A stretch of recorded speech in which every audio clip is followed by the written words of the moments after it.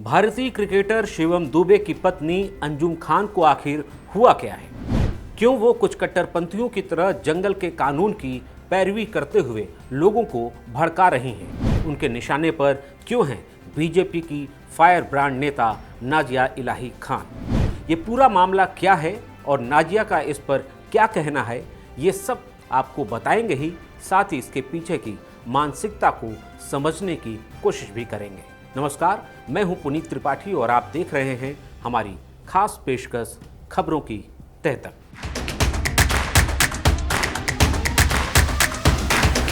इसी साल 20 अप्रैल को क्रिकेटर शिवम दुबे की पत्नी अंजुम खान ने इंस्टाग्राम पर धोनी की तारीफ में एक लंबी चौड़ी पोस्ट लिखी। 6 लाख से ज़्यादा लाइक्स और हजारों प्यारे कमेंट्स से भरी ये पोस्ट इस बात का सबूत है कि प्यार बांटोगे तो प्यार मिलेगा और नफरत बोओगे तो काटनी भी नफरत ही पड़ेगी। नफरत की फसल लहलहाई अंजुम की ताज़ा इंस्टा स्टोरी में। सबसे पहले आपको वो पोस्ट दिखाते हैं जो भारी बवाल और हंगामे के बाद डिलीट की जा चुकी है। बीजेपी नेता नाजिया इलाही खान की तस्वीर लगाकर अंजुम लिखती हैं कि नबी की शान में गुस्ताखी होने पर आपको गुस्सा नहीं आता तो आपका ईमान मर चुका है, और अगर आपका ईमान जिंदा है तो रिपोस्ट करके मेरे साथ लिखिए। इसके बाद वो नाजिया की खबर लेने की बात करते हुए अरेस्ट नाजिया खान हैशटैग का इस्तेमाल करती हैं। इस पोस्ट के लिए नाजिया की सैकड़ों पब्लिक फ़ोटो में से एक खास फ़ोटो ही चुनी जाती है जिसमें वो भारतीय जनता पार्टी लिखा हुआ भगवा पटका पहने दिख रही हैं। सोशल मीडिया एक्स पर एक नज़र डालिए। एक्स पर हैशटैग अरेस्ट नाजिया इलाही खान डालकर देखिए, आपको मजहबी कट्टरता के एक से बढ़कर एक पुतले मंडराते दिखेंगे। जब आप इन पर गौर करेंगे तो हर किसी में एक चीज़ कॉमन देखेंगे। इन तमाम वीडियोज़ और तस्वीरों में नाजिया की तस्वीर पर क्रॉस का निशान एक खास अंदाज में लगता दिखेगा। ये देखिए, कुछ नोटिस किया आपने? अगर नहीं किया तो इस तस्वीर को देखिए और इसके साथ जो हेडर इस्तेमाल किया गया उस पर गौर कीजिए। ये एक नारा और एक कट्टरपंथी की खास करतूत की याद दिलाता है।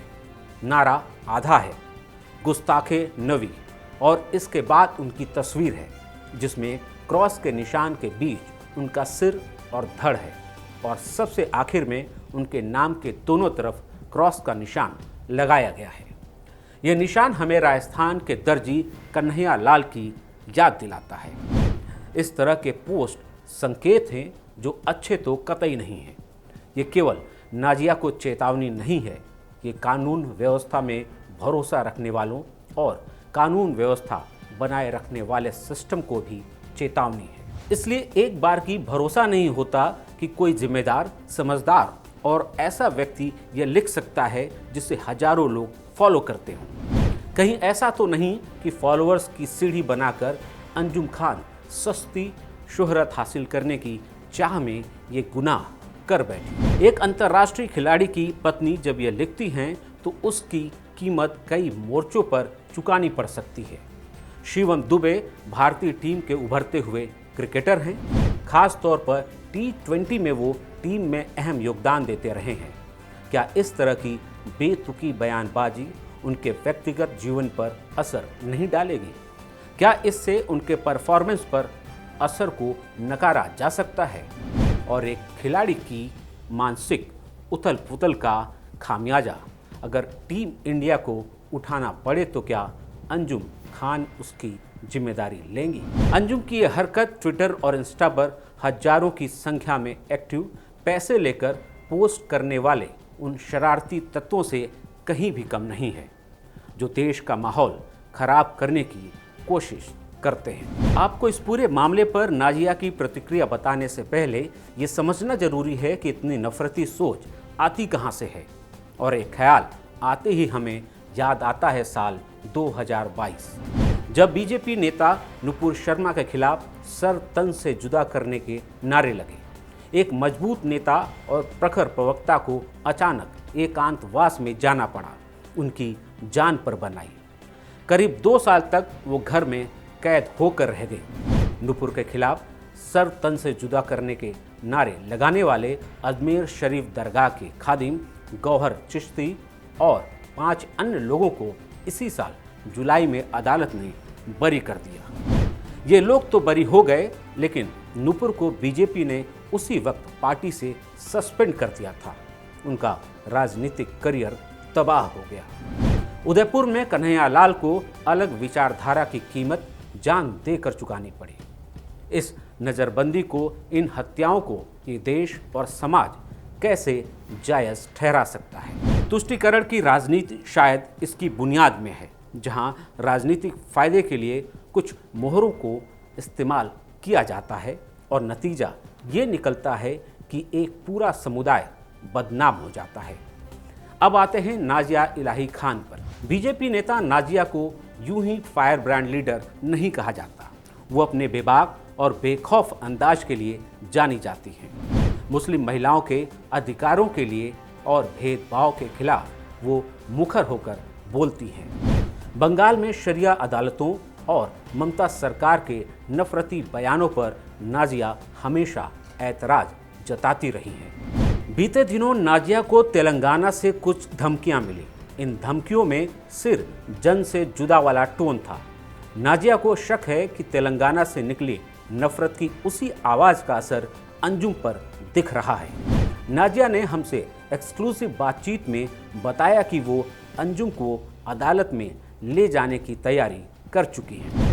तेलंगाना मुसलमान जमात से निकली हुई एक चिंगारी और उसको भड़काने का काम शिवम दुबे, इंडियन क्रिकेटर की बीवी अंजुम खान ने बड़े जोरदार तरीके से किया। पहले अपने ट्वीट के माध्यम से उन्होंने मुझे मलाइन किया, प्रोवोकेटिव और हेट्रेट, वायलेंस करने का बढ़ावा मुसलमानों को दिया और उसके बाद फिर इंस्टाग्राम पर मेरे ही शक्ल पर बॉयकॉट का ठप्पा लगा करके उन्होंने पोस्ट कर डाला। जब उनके ट्विटर का और उनके इंस्टाग्राम का रिप्लाई मैंने देना स्टार्ट किया तो उन्होंने मुझे ही नहीं सिर्फ बल्कि कई लोगों को उन्होंने ब्लॉक किया और अब अपना अकाउंट प्राइवेट भी कर दिया है। डर किस बात का? अंजुम दुबे जी, किस लिए आप डर रही हैं? डरने की वजह तो बताइए। जब आपने सवाल खड़ा किया है, जब आपने उन मुसलमानों को प्रोवोक किया है जो गला काटने से भी डरते नहीं हैं या पीछे नहीं हटते हैं, जो लोग कन्हैया का गला काटे थे, वो उन लोगों के दिल में ना संविधान का डर था और ना भारत की सभ्यता और संस्कार का डर था। आपने उनको प्रोवोक किया है मेरे खिलाफ। आज डर किस बात का है? आप क्यों नहीं आ रही हैं किसी भी चैनल पर मेरे सामने कन्फ्रंटेशन करने के लिए? मैंने आपको नोटिस भेजी है, मैं चाहती हूं कि आप उसका रिप्लाई कोर्ट के अंदर आकर के दें। और डेफेमेशन के साथ साथ आपने संविधान के जिन आर्टिकल का वायलेशन किया है अंजुम दुबे जी, आपको उसका भी जवाब देना पड़ेगा। जब मजहब के नाम पर अंजुम ने एक हद पार की तो नाजिया ने उन्हें कानून से लेकर इस्लाम के दायरे में इस मुद्दे पर आमना सामना करने की चुनौती दे डाली। अंजुम दुबे जी, मैं आपसे कहीं ज्यादा इस्लाम जानती हूँ और ये बात मैं पूरी जिम्मेदारी से कह रही हूँ। ये देश, ये दुनिया जानता है कि मैंने हमेशा मुसलमान बेटियों के हक के लिए आवाज़ उठाया है। इस देश का न्यायपालिका जानता है कि मैंने हमेशा मुसलमान बेटियों के लीगल राइट के लिए आवाज़ उठाया है। नबी पाक सल्लल्लाहु अलैहि वसल्लम की जितनी इज्जत आप ना कर पाई, उससे कहीं ज़्यादा इज्जत मैं करती हूँ। 18 साल 7 महीने की उम्र में विधवा होने के बावजूद भी मैंने अपने बच्चे के बारे में सोचा है और ना ही मैंने किसी इंटर रिलीजन में शादी की है। आप मुझे समझाएंगी इस्लाम क्या होता है? जिन मुसलमानों को आप प्रोवोक कर रही हैं मेरे खिलाफ, आप मुझे बताएंगी कि क्या ये मुसलमान आपकी शादी को शादी मानते हैं? आप मुझे बताएंगी कि इस्लाम के हिसाब से क्या आपके बच्चे जायज़ हैं? कौन से ऐसी जिहादी संगठन के साथ आपका जोड़ है? कौन से ऐसे पार्टी पॉलिटिकल बंदों के साथ आपका मेल मिलाप है जिसकी वजह से आप सिर्फ मुझे नहीं बल्कि संवैधानिक मुसलमानों को टारगेट करने के लिए मैदान में उतर गई हैं और अब मुंह छुपाने की बारी आ चुकी है आपकी? संविधान या इस्लाम, दोनों तरीके से अगर आपको मुझसे कन्फ्रंटेशन करना है, मैं नाजिया इलाही खान आपके सामने खड़े होने को तैयार हूं। पर बराए मेहरबानी मुंह न छुपाएं, सामने आए, क्योंकि आपका जवाब मैं संविधान के तरीके से भी दे सकती हूं और शरिया और अल कुरान के तरीके से भी दे सकती हूं। संविधान से चलने वाले इस देश में सर तन से जुदा जैसे भड़काऊ नारों की कोई जगह नहीं। ऐसे नारे लगाने वालों की जगह जेल ही हो सकती है। क्या अंजुम खान को नाजिया से सार्वजनिक माफ़ी मांगनी चाहिए या अब इस मामले का निपटारा अदालत में ही होना चाहिए। आप इस पर क्या सोचते हैं, अपनी राय कमेंट बॉक्स में लिखकर जरूर बताएं। वीडियो पसंद आया हो तो उसे लाइक और शेयर करें और ऐसी और वीडियोस के लिए हमारे चैनल को सब्सक्राइब जरूर करें।